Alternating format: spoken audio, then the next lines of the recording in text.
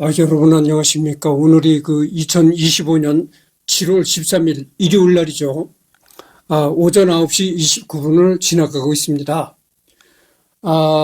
여러분들 이 사람 잘 아시잖아요. 투자자 워런 에드워드 버핏. 흔히 우리가 워런 버핏이라고 얘기하는 사람이죠. 이 사람도 상당히 돈이 많은 사람입니다. 전번에 내가 지금 또 언뜻 여기 신경 쓰다가 또 떠오르질 않는데 테슬라의 경영자, 그 사람이 세계 최고의 부자라고 하는데, 이 사람이 아마 세계적으로 3위 정도의 부자가 되지 않을까 이렇게 생각합니다. 굉장히 돈이 많은 사람이죠.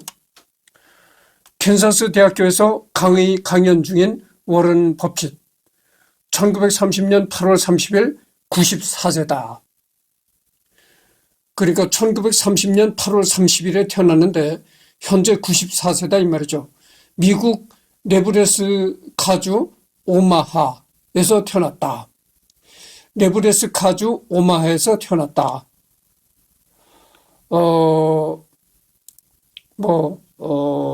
국적은 미국, 오마하의 현인, 투자의 규제, 학력은 펜실베니아 대학교 와튼스쿨 경제학과 중퇴. 네. 그 다음에 네브래스카 대학교 링컨 경영학, 콜롬비아 경영대학원 이렇게 돼 있네요. 직업은 버크셔 해서웨이 회장, CEO. 봉급은 10만 달러. 순자산은 858억 달러. 그러니까 이 사람 재산은 일론 머스크, 테슬라 경영자 일론 머스크가 740 몇 조라고 합니다. 일론 머스크의 개인 재산이.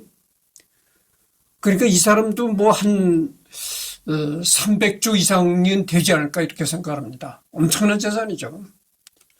종교는 없음.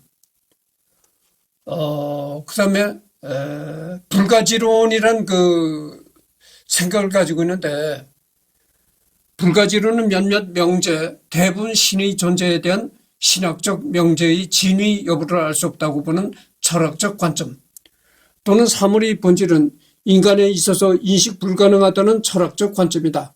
이 관점은 철학적 의심이 바탕이 되어 성립되었다. 절대적 진실은 부정확하다는 관점을 취한다. 불가지론의, 그러니까 우리나라에도 아무런 종교도 갖지 않고 살아간 사람들이 많잖아요. 그렇죠. 부모는 하워드 버핏, 아버지가 하워드 버핏이고, 어머니는 레일라, 배우자, 아내는 수잔 톰스 버핏. 아내가 1952년생인데 2004년에 사망했다고 하네요. 그러니까 어떻게 됩니까? 이 일론 머스크는 1930년생인데 아내가 1952년생이니까 나이 차이가, 남편과 나이 차이가 많이 났던 아내였었는데 2004년에 사망했다고 합니다. 그래서 이제 사별을 하고 또 재혼을 했는데, 재혼을 한 여자는 아스트리드 맨크스, 2006년에 태어나가지고 현재 이루고 있다. 2006년생이니까 어떻게 됩니까? 상당히 젊은 여잔데,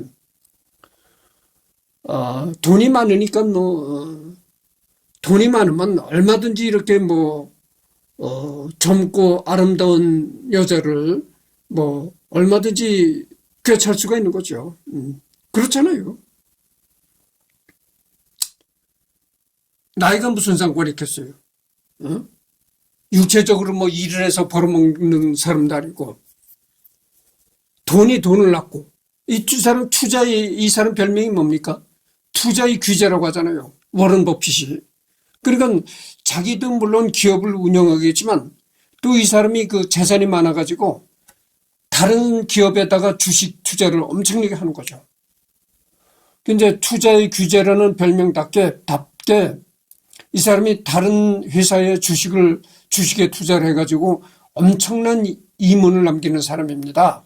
엄청난 돈을 버는 사람이에요. 내가 내 얘기 좀, 이 주식 얘기가 나오니까, 내 얘기 좀 조금 이제 내 얘기는 하지 않기로 하겠습니다. 내 얘기 백날 해봐야, 뭐, 자랑스러운 얘기는 없습니다. 창피한 얘기지. 이제 그만하겠습니다.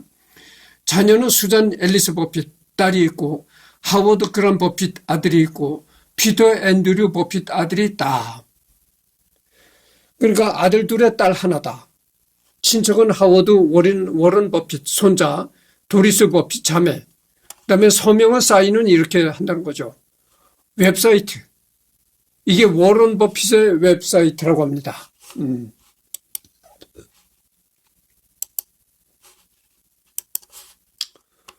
여기 보면은 워런 이 버핏의 메시지, 연례 및 중간 보고서, SEC 지출 링크, 워렌과 찰리 특별 편지, 과거, 현재, 미래, 버크셔 운영회사 링크, 기업 지배 구조, 뭐 이렇게 여러 가지가 나왔네요.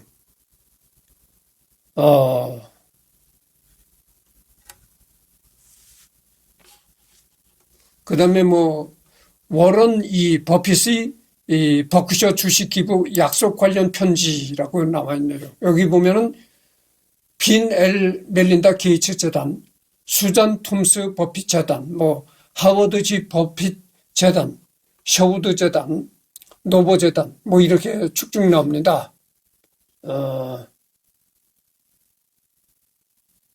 버크셔 해서웨이 주식회사 이렇게 나와 있네요. 뭐 그건 그렇고.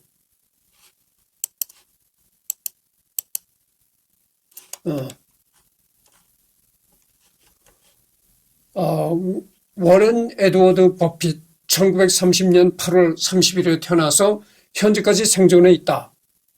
워런 에드워드 버핏은 미국의 기업인이자 투자가이다. 뛰어난 투자 실력과 기부 활동으로 인해 흔히 오마하의 현인이라고 불린다. 그러니까 투자의 규제라고 내가 그랬잖아요. 투자의 규제다. 이 사람이 그 자기 회사도 물론 경영하겠지만 자기가 직접적으로 경영하지 않는 다른 회사에도 엄청난 거액을 투자를 한다 이거죠. 그래서 뭐 우리나라 돈으로 말한다면은 뭐 최소 몇십억, 많게는 뭐 몇백억까지 이렇게 주식을 투자한다는 거죠. 여러분들 생각해 보세요. 주식을 몇백억의 주식을 투자해 보시오. 보통 5%만 올랐다고 해도 그게 얼마겠는가. 상상하기 어려운 정말. 그러니까 돈이 돈을 버는 거죠. 돈이 돈을 벌어.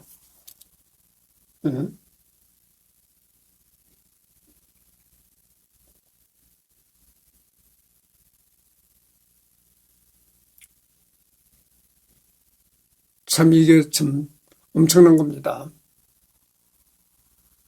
내가 말이죠. 내가 아까 내 개인적인 얘기를 하겠다고 했다가 말았잖아요. 그 개인적인 얘기라는 게 뭐냐면은 나도 주식을 좀 하긴 하는데 정말 개미 중에 개미죠. 내가 뭐 몇백억, 몇천억을 주식에 투자할 돈이 있습니까? 그렇게 큰 돈은 없고 정말 개미 중에 개미인데 내가 그 한국항공우주라고 있잖아요. KAI라고 하잖아요. 거기서 이제 KF-21 전투기도 지금 양산을 하고 그런데 거기 주식을 내가 얼마 정도 내가 주식을 사느냐면은 뭐 1,000만 원도 넘질 않아요. 몇백만 원.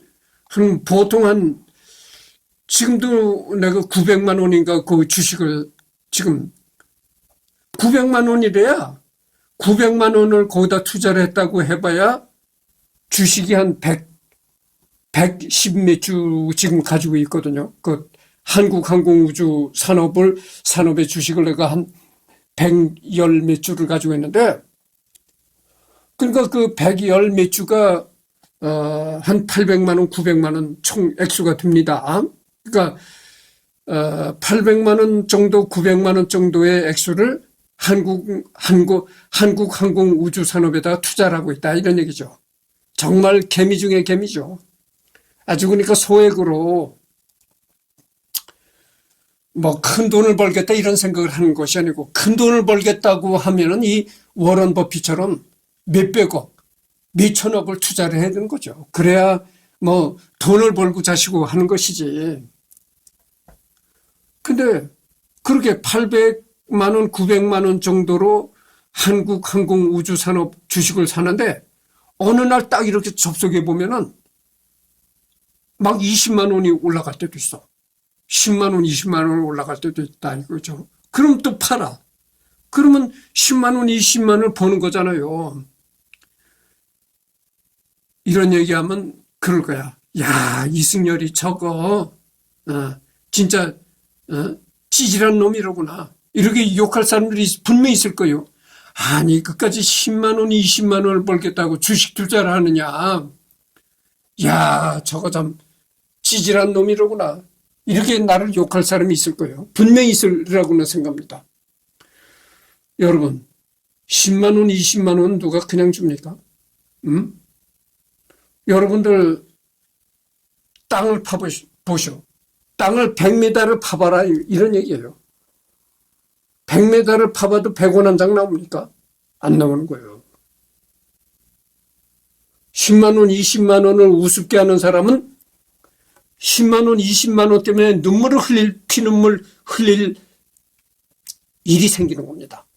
그래서 돈이란 것은 말이죠. 돈이란 것은 아무리 적은 액수라도 그렇게 얕보지 말아야 되는 거죠. 10만 원, 20만 원을 우습게 아는 사람은 10만 원, 20만 원 때문에 피눈물을 흘릴 때가 올 것이다. 이런 얘기를 내가 하고 싶은 거예요. 그래서 생각해 보세요.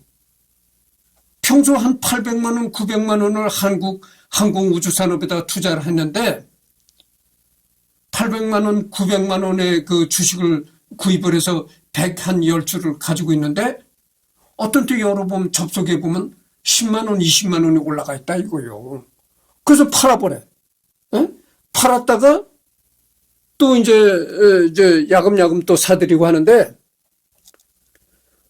근데 10만 원, 20만 원 우리 이런 말 있잖아요. 작은 차이가 큰 차이를 만든다. 이런 얘기가 있습니다. 그러니까 적은 수입이 큰 수입을 만드는 겁니다. 옛말에 이런 얘기가 있잖아요. 옛 우리나라 그 시조에 이런 얘기가 있습니다. 티끌 모아 태산이다. 이런 얘기도 있잖아요. 그래서 10만 원, 20만 원 그렇게 수입을 내서 자꾸 이렇게 하다 보면은 1년에 내가 주식으로 1년 동안 벌어들이는 1년 총액수가 150만 원 정도 됩니다. 그거 얼마예요? 1년에 150만 원을 수입을 올리는데 1000만 원도 안 되는 1000만 원 돈도 안 되는 800만 원에서 900만 원 돈을 투자를 해가지고 1년에 150만 원 수입을 올린다? 이거 상당한 수입인 겁니다. 그러니까 생각해 보세요. 나같이 적은 수입을 가지고도 그런 수익을 올리는데 워런 버핏은 어떻게 되겠는가? 수천억, 뭐 몇 조, 1조, 2조를 주식에다 투입하는데 어떻게 되겠어요? 엄청난 돈을 벌어들이는 겁니다. 돈이 돈을 버는 겁니다. 여러분 말이죠. 1조를 주식에다 투입하면 얼마입니까? 1조를 주식에다 투입했을 때 그 주식이 5%가 올랐다.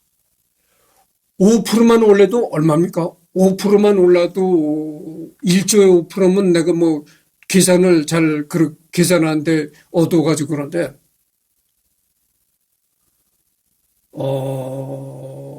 1조에 5%면 어떻게 됩니까? 5천억인가 뭐 대략 어림잡아서 그렇다고 봅니다. 그건 5천억을 그냥 벌어들이는 거야. 그 땀 흘리지 않는 돈이죠. 돈이 돈을 버는 겁니다. 이 사람이 투자의 규제라는 사람이에요. 그래서 이 사람이 주식 투자를 해가지고 엄청난 돈을 벌어들이는 사람입니다. 2010년 기준으로 포브스지는 버핏 회장을 세계에서 세 번째 부자로 선정했다. 그렇잖아요. 내 얘기에 맞잖아요.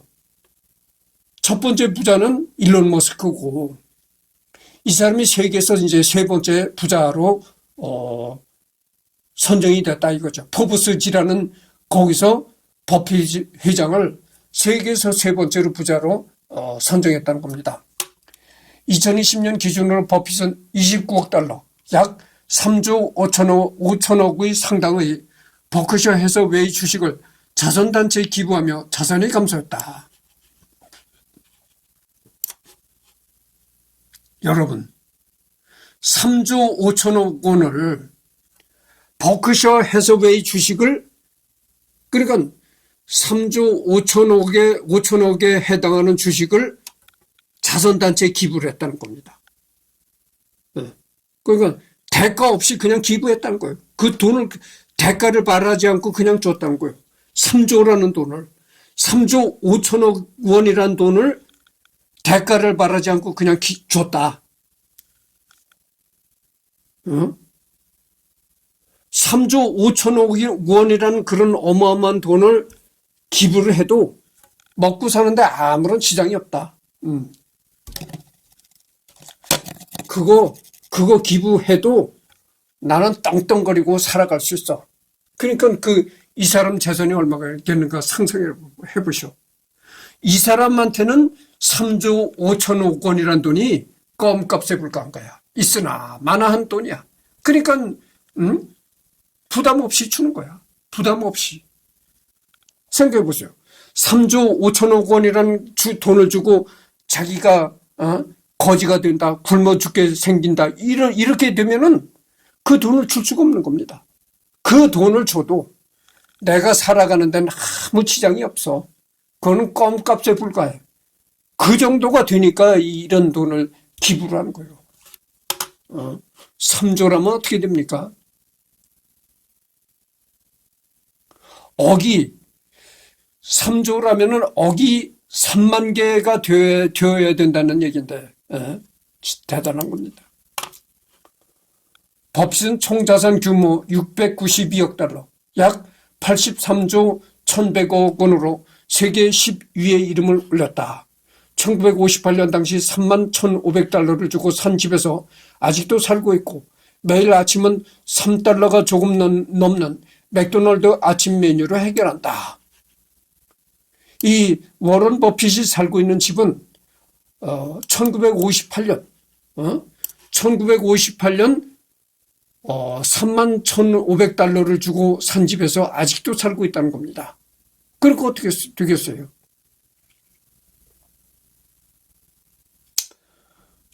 그러니까 1958년에 산 집에서 아직도 살고 있다니까 집이 오래된 노후화된 집이라고 볼 수가 있는 거죠.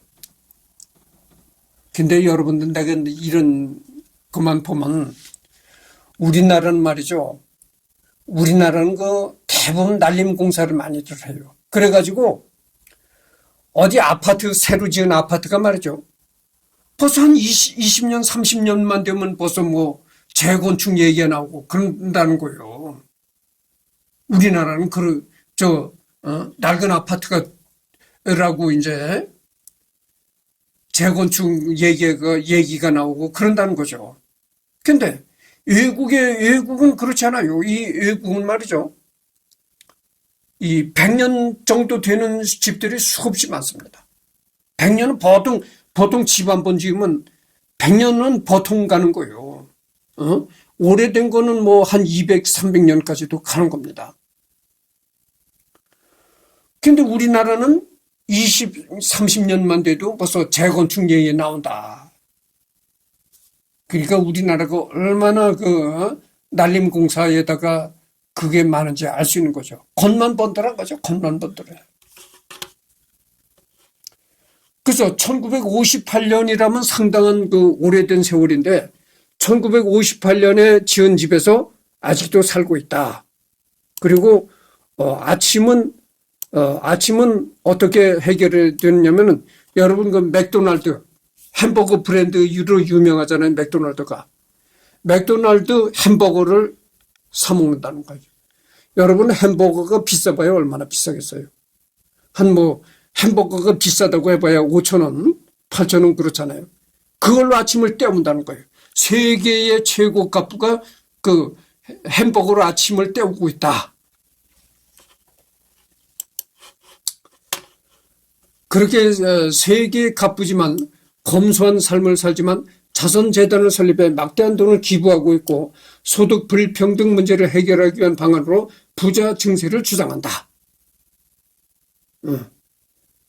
그렇게 막대한 재산이 있음에도 불구하고 아침은 단돈 몇천 원짜리 햄버거로 때우고 그 어마어마한 돈들을 몇 조씩 기부를 하고 그리고 이 잘 사는 사람과 못 사는 사람의 이 빈부격차가 심해. 그 빈부격차를 해결해 달라는 그런 의미에서 소득 부자 증세를 주장하고 있다 이런 얘기입니다. 정부에다가 부자한테는 세금을 부자세를 매겨라. 부자세를 만들라. 이렇게 정부에 건의를 하고 있다 이런 얘기죠. 그러니까 돈이 많은 부자한테는 부자라는 세금을 별도로 만들어가지고 내게 해라. 이런 것까지 이제 정부에 건의를 하고 있다 이런 얘기죠. 그러니까 얼마나 사회적으로 돈은 많이 가졌지만 그 얼마나 사회적으로 뜻깊은 일을 하고 있는가 알 수가 있는 것이죠. 월에는 적절한 기업에 투자해서 오랫동안 주식을 갖고 있는 복리의 중요성을 강조한다. 주식의 그 임원을 상당히 중요시한다는 거죠. 아까도 내가 얘기를 했잖아요. 내가 한국항공우주산업의 주식을 800만 원, 900만 원 고작 800만 원, 900만 원을 주식을 사가지고 10만 원, 20만 원을 임원을 남기고 팔아버리다가 또 사고 이래서 1년에 한 150만 원가량의 수입을 올린다 이렇게 얘기를 했잖아요. 그러니까 800만 원, 900만 원을 그런 소액으로 투자를 해서도 1년에 한 150만 원의 수익을 올리는데 워런 버핏 회장은 몇천억, 뭐 몇 조, 그거를 주식 투자하는데 얼마나 많은 수익을 올리겠어요. 정말 주식이야말로 정말 돈을 벌어들이는 거죠.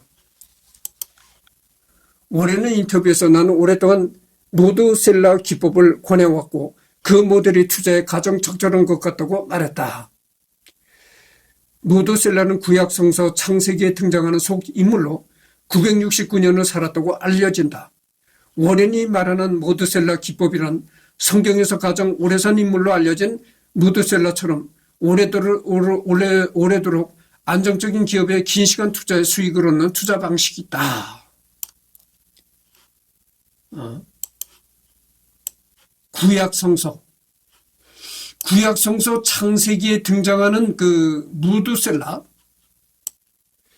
이 무드셀라라는 인물이 이제 구약성서 창세기에 등장하는 인물이라는 거죠. 그런데 이 인물이 969년을 살았다는 거예요. 그러니까 뭐 그렇잖아요. 여러분들 그 성서가 성경이 구약 성서가 있고 신약 성서가 있잖아요.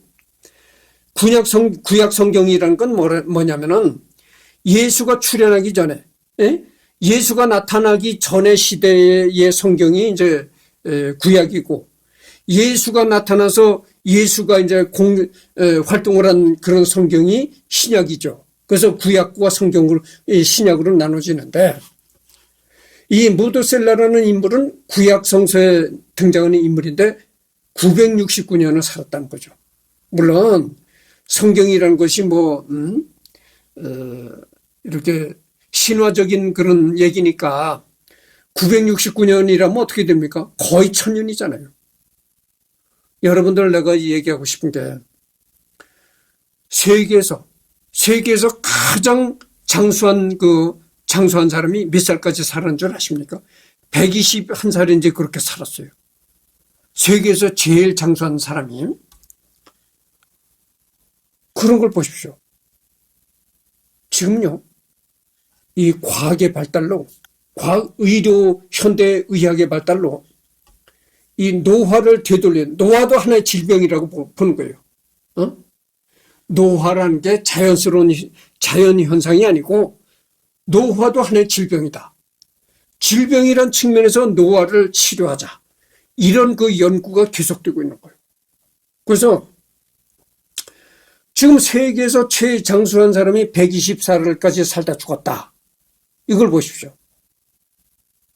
지금 노화도 하나의 질병이다. 그래가지고 항노화, 노화를 역전시킨다는 거죠. 나이가 들어갈수록 늙어지지 않는다 이런 얘기죠. 그러니까 나이가 들수록 나이가 들수록 사람이 얼굴이가 주름살이 생기고 피부가 거칠어지고 모양이 좋지 않게 되잖아요. 그게 아니라 나이를 먹어도 30살 청년처럼 그대로 얼굴이가 아주 그렇게 살다가 어느 날 대각 죽는다는 거죠. 그러니까 영원히 살 수는 없고 어느 때 죽든 간에 죽어야 되는데 죽는 날까지 30대 청년처럼 그렇게 젊은 모습으로 살다 죽는다는 겁니다. 젊은 모습으로 건강하게 살다가 죽는다는 거죠. 그래서 항노화에 관한 연구가 계속되고 있거든요. 그래서 아마도 예를 들어서 내가 100살까지 산다. 내가 여기서 유튜브에서 100살까지 난 이승열이 100살까지 살겠다 여러 번 얘기를 했잖아요. 내가 100살까지 산다 하게 되면은 아마도 내가 살았을 때 120살까지 살 수 있는 그런 그 과학 의료가 생기지 않을까 이렇게 생각합니다. 그리고 120살이 넘어서 내가 인간이 가장 오래도록 살 수 있는 게 언제까지 살 수가 있느냐. 한 200살까지는 살 수 있을 거라고 생각합니다. 그래서 물론 이승열이 세대는 그런 혜택을 못 받아요.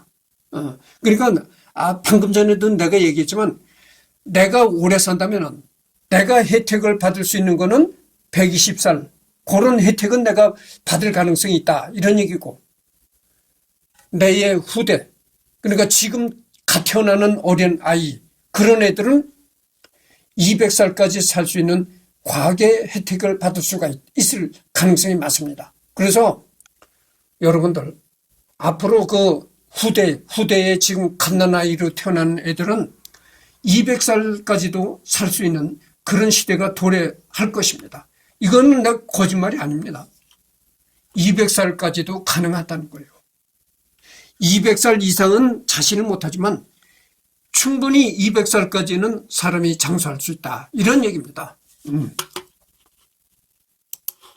그 연구가 굉장한 과학적 연구가 진행되고 있고 상당히 가능성이 높아지고 있다. 이런 말씀을 드립니다. 워렌이 말하는 무드셀라 기법이라는 성경에서 가장 오래 산 인물로 알려진 무드셀라처럼 오래도록 안정적인 기업에 긴 시간 투자해 수익을 얻는 투자 방식이다.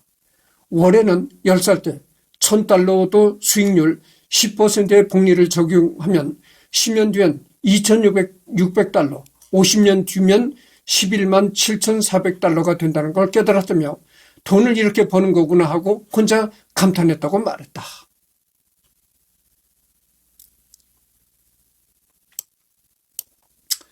주식 투자에서 어렸을 때서부터 돈은 이렇게 버는구나 이렇게 감탄했다는 거죠.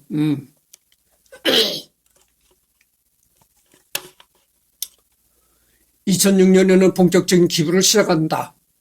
버크셔 주가가 $100만 돌파하고 버핏의 개인자산 평가액이 $400억 찍은 이 해에 버핏은 자신의 재산 가운데 85%를 자선재단에 기부하겠다는 약속을 한다. 마이크로소프트 공동 창업자인 빌 게이츠 회장이 세운 빌 멜린다 게이츠 재단의 재산 대부분을 기부하기로 한 것이다. 2010년에는 게이츠 회장과 함께 기부 약속 캠페인을 시작한다. 동료 억만장자들을 기부의 세계로 끌어들였고 2019년 200여 명이 $5천억 이상의 기부 약속을 했다. 그래서 이 워런 버핏 회장은 자기만 이렇게 기부를 하는 것이 아니고 주변에 자기 지인들까지 끌어들여 가지고 자기가 잘 가까이 지낸 지인들까지 끌어들여 가지고 기부하는 그런 그런 문화를 형성시키고 있다 이런 얘기죠. 그래서 뭐 여기에 마이크로소프트 빌 게이츠 회장도 끌어들이고 뭐 이렇게 해가지고 상당한 돈을 사회에 기부를 하고 있다는 얘기입니다.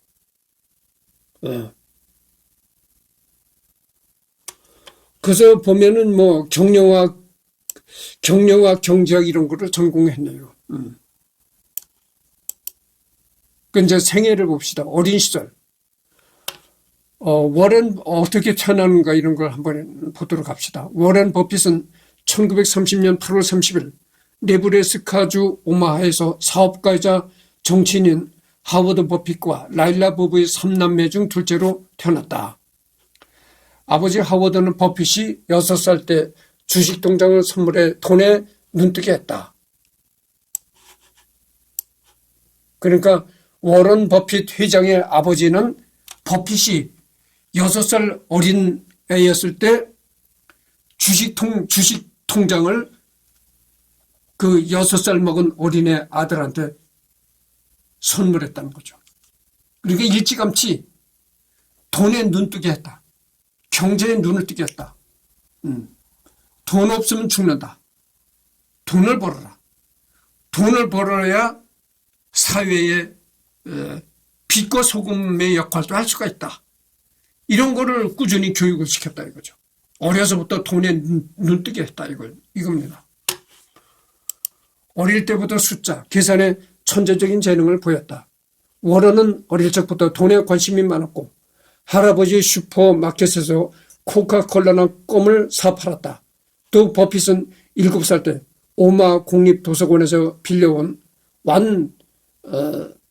사우샌드 웨이 투 메이크 $1,000를 버는 1000가지 방법이라는 책에서 많은 영감을 받았다고 한다.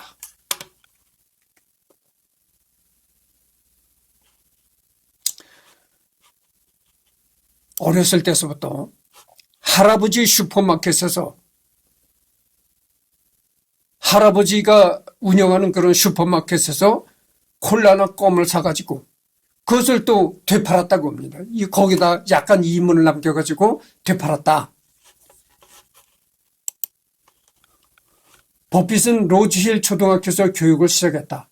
1941년 아버지 하워드와 같은 사무실을 쓰는 해리스 오팜 주식 중개회사에서 시세판에 주가 적는 일, 차트 작성하는 일 등을 했다. 그리고 누나 도리스와 함께 생애 첫 주식으로 시티즈 서비스 우선주 6주를 주당 $38에 구입한다. 주가가 $27로 떨어졌다가 다시 $40로 오르자 주식을 팔아 순수익 $5를 남겼다. 그러나 얼마 후 시티즈 서비스 주가는 $200까지 치솟았고 이 일로 버핏은 장기 투자의 중요성을 깨닫는다. 1942년 워렌은 할아버지 식품점에서 일을 했는데 놀랍게도 이때 워렌의 파트너 찰리 멍거 역시 다른 요일에 이곳에 일을 하고 있었다. 1943년 아버지 하워드 버핏이 하원 의원으로 당선되면서 버핏 가족은 워싱턴으로 이주한다.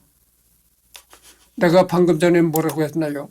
내가 한국 항공우주산업의 그 주식을 사가지고 거기에서 1년에 800만 원, 900만 원 정도의 주식을 사가지고 1년에 한 150만 원 정도의 수익을 올린다 이렇게 했잖아요. 그러니까 나는 장기 투자가 아니고 주식을 사면 장기 보유를 하는 것이 아니고 단타 매매를 하는 거죠.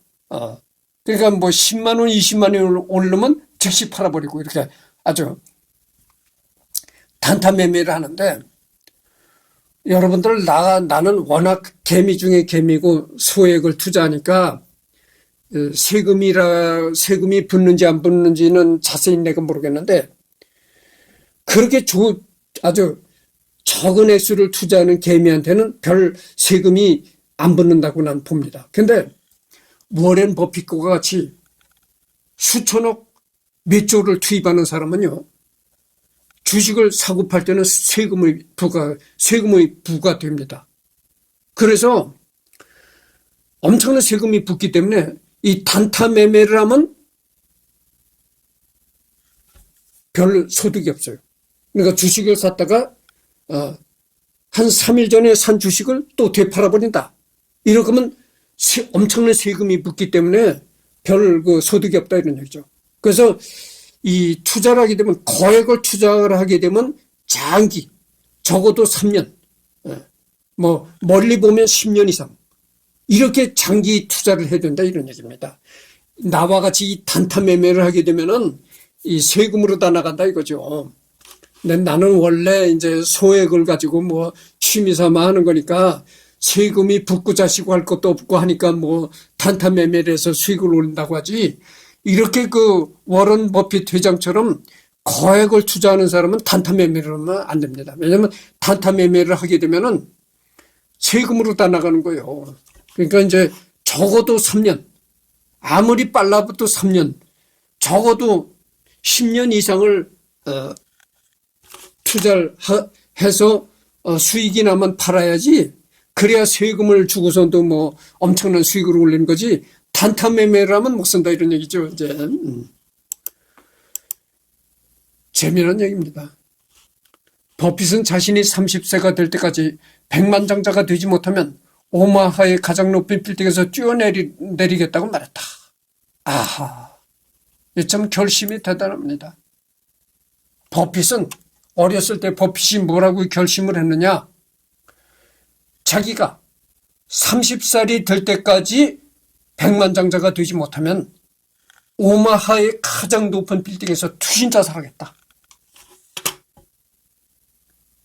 이렇게 마음에 다짐을 했다는 거죠. 그러니까 30세가 되면 이미 자기는 백만장자가 되어야 된다. 백만장자가 되지 못하면 자기가 사는 지역의 가장 높은 빌딩에서 투신자살하겠다. 그러니까 결심이 대단한 겁니다. 어려서부터 돈에 눈 뜨고, 아버지가 너는 돈을 벌어야 된다. 돈 없으면 죽는다. 응? 돈을 많이 벌어야 너도 앞일이 미래가 밝아지고 사회의 빛과 소금의 좋은 역할도 할 수 있다. 이런 걸 계속 교육을 받았다. 이런 거죠. 1945년 신문 배달 사업으로 $2,000까지 저축한 버핏은 $1,200를 투자하여 네브래스카 농지를 사들였고 소장농을 두어 매달 돈을 벌어들인다. 1945년 신문 배달을 해가지고 $2,000까지 저축했고 또 $1,200를 투자해가지고 네브래스카 지역에는 농지를 사들여서 소장농을 주었다는 거죠. 그러니까 소장농을 줘가지고 거기서 이제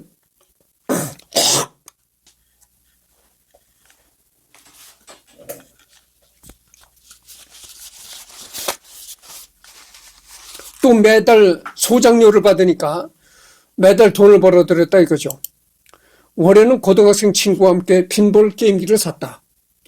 그의 자서전에 따르면 둘은 이 게임기를 이발소에 설치했고 더 많은 게임기들을 살 수 있는 충분한 돈을 마련할 수 있었다. 추가로 마련한 게임기들은 다른 상점들에 설치했다. 버핏과 그의 친구는 훗날 $1,200 이윤을 남기고 게임기를 모두 팔아치웠다.